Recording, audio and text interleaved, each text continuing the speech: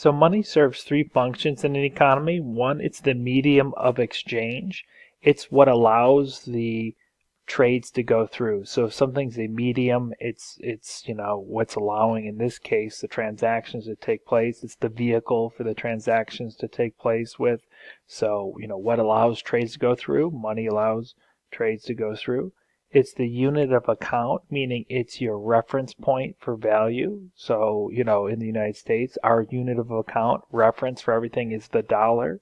So, for example, a shirt that was $8 or something in your mind, you know that that's a relatively cheap shirt compared to other shirts out there in the economy, as an example.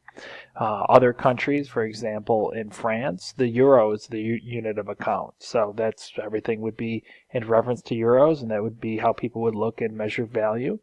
And then the final function of money is it's used to store value.